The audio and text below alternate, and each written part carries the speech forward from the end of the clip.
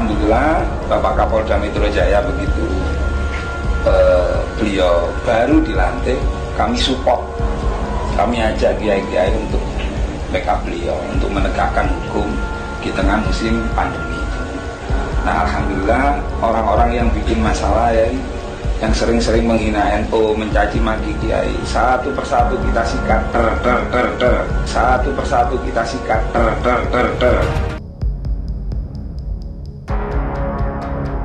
Gawat, ada 3 nama anggota kepolisian yang terlibat dalam insiden di kilometer 50. Terungkap kemudian dari rekonstruksi polisi sendiri.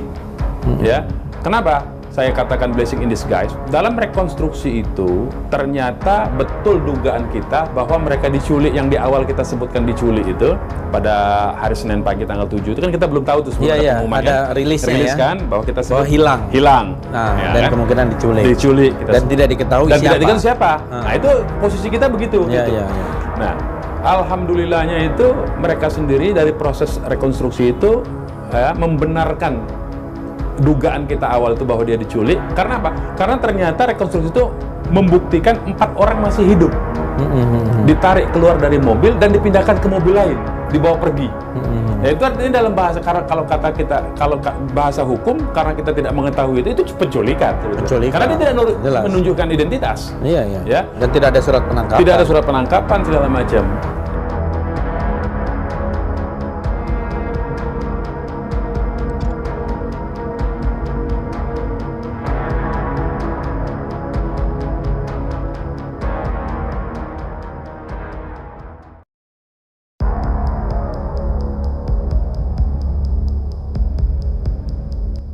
Penembak Laskar FPI terkuak. Di media sosial beredar situs Opposite Leaks yang menayangkan foto dan pelaporan Bribtu Fikri Ramadan kepada Mabes Polri tanggal 7 Desember 2020. Disertai 2 saksi koleganya, yaitu Bribka Faisal Kasbi dan Bribka Adi Ismanto.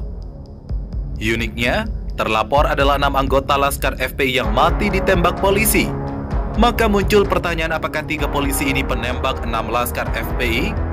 Banyak pernyataan yang mendesak agar kepolisian segera mengumumkan nama-nama penembak dan personal lain yang terlibat dalam kasus kilometer 50 tol Cikampek yang menjadi perhatian nasional bahkan dunia kala itu. Kualifikasi kejahatan teringan berdasarkan laporan Komnas HAM adalah pelanggaran HAM dengan indikasi unlawful killing. Bungkamnya Polri hingga kini tentang siapa anggotanya yang telah melakukan penembakan hingga tewas tersebut tentu menimbulkan banyak spekulasi. Ini kondisi yang tidak sehat. Dugaan bahwa kepolisian sedang berpikir keras untuk mencari skenario menyelamatkan korps. Ini menjadi opini publik, korban tewas diputar balik menjadi penjahat, sementara pembunuh sebagai pahlawan. Munculnya 3 nama Fikri, Adi, dan Faisal didapat Opposite Leaks 6890 dari pelaporan 7 Desember 2020 pada hari yang sama dengan terjadinya peristiwa pembunuhan di hari itu.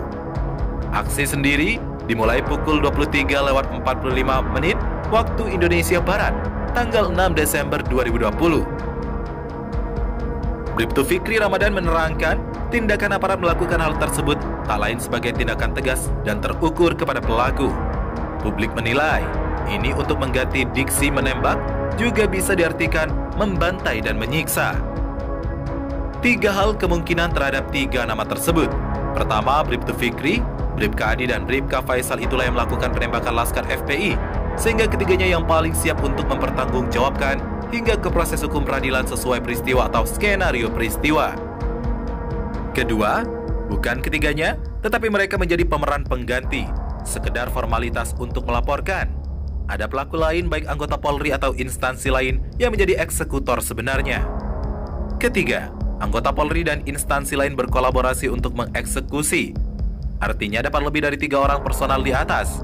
Proses penguntitan dan pembuntutan dilakukan bukan oleh 1 atau 2 orang. Banyak orang dan pihak yang diduga terlibat. Siapa sebenarnya mereka itu? Tentu sangat mudah diketahui oleh lembaga kepolisian yang telah mengakui bahwa penembak adalah aparat.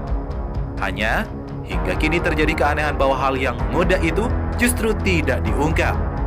Jangan gerusa-gerusu, kata seorang pejabat Mabes Polri. Ini bukan soal gerusa-gerusu, akan tetapi fakta kejahatan yang mesti segera diusut. Justru betapa lambat kasus ini ditangani. Ayo Pak Kapolri, segera umumkan siapa pelaku yang melakukan unlawful killing itu. Benarkah Fikri, Adi, atau Faisal? Jika iya, tentu tinggal melakukan penyidikan. Jika ternyata bukan, maka tidak boleh ada orang yang tidak bersalah harus dikorbankan. Kasihan.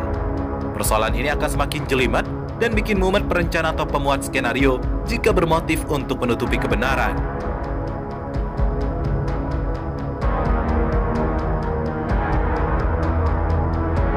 Setelah pengosongan dari para pedagang di rest area kilometer 50 tol Cikampek berlanjut, penghancuran bangunan agar tak bisa digunakan, lalu penutupan bagi yang singgah, akhirnya bangunan itu kini seluruhnya telah diratakan dengan tanah. Habislah saksi bisu pembunuhan dan pembantaian 6 anggota Laskar FPI oleh aparat kepolisian. Meskipun demikian, sejarah akan tetap bisa lantang bercerita tentang kejahatan dan kebenaran. Secara fisik, bangunan yang menjadi saksi hilang, tetapi jejak tidak bisa dimusnahkan. Terlalu terang peristiwanya, terlalu banyak saksinya, dan terlalu kentara rekayasanya. Biarlah semakin keras upaya menghapus, semakin sakit para pelaku dan pengatur kejahatan itu. Menghapus adalah wujud dari kegelisahan yang luar biasa. Secara hukum, merusak dan menghilangkan barang bukti tentu beresiko. Seluruh dinding bangunan rest area kilometer 50 adalah bukti. Penyelidikan belum dilakukan, merusak dan menghilangkan barang bukti sama dengan menghalangi penyidikan. Ini akan menjadi kasus tersendiri. Pasal 216 KUHP menghadang, begitu juga dengan delik perusakannya yang terancam pasal 233 KUHP. Lumayan, ancamannya 4 tahun penjara. Ada 2 yang kelak bisa dibangun di area kilometer 50 setelah terkuat pembuatan pelanggaran HAM beratnya. Pertama, adalah Monumen 6 Syuhada sebagai peringatan atas kebengisan melawan ketidakberdayaan.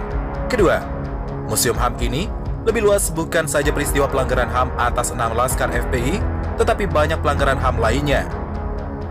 Kilometer 50 dan sekitar area Kerawang adalah tempat strategis yang menjadi saksi sejarah perjuangan demokrasi, hak asasi, dan anti penjajahan politik. Temuan yang diduga proyektil di depan Masjid Al-Gamar, Muhammadiyah, Kerawang Barat, menandai awal drama kekerasan yang berujung syahid. Penghancuran rest area kilometer 50 menyedihkan dan memilukan. Bagian dari upaya untuk menghilangkan jejak, ingatan, dan pembuktian. Penghancuran ini menjadi bukti terbaru dari kejahatan yang terjadi. Perlu pengusutan siapa yang mengatur penghancuran rest area kilometer 50, apa motif politik, serta keterkaitan dengan laporan Komnas HAM dan instruksi Kapolri baru tentang penyelesaian kasus. Kapolda Metro Jaya kini hilang bagai tertiup angin, tak muncul suaranya lagi. Di manakah posisi petinggi Polda ini? Awalnya diwacanakan akan mengisi jabatan strategis di Mabes Polri, tetapi banyak dan ternyata tidak. Memang, Kapolda mesti diberhentikan atau sekurangnya dinonaktifkan agar penyelidikan dan penyidikan pelanggaran HAM atas 6 anggota Laskar FPI dapat berjalan objektif, transparan, dan bebas hambatan. Pengusutan harus cepat dimulai, bukankah rest area sudah diratakan tanah? Terlalu lama pelaku pembunuhan dibiarkan menghirup udara bebas. Sementara aktor intelektual juga telah cukup waktu untuk berpikir keras agar dapat lolos dari jeratan hukum. Saatnya membuktikan kejujuran itu mampu mengalahkan kebohongan, keadilan dapat menggusur kezaliman, dan kekuasaan bertekuk lutut di bawah tajamnya pedang aturan hukum. Atau sebaliknya. Sesungguhnya kita ini masih berada di alam mimpi tentang kisah-kisah yang baik-baik itu. Moga saja tidak.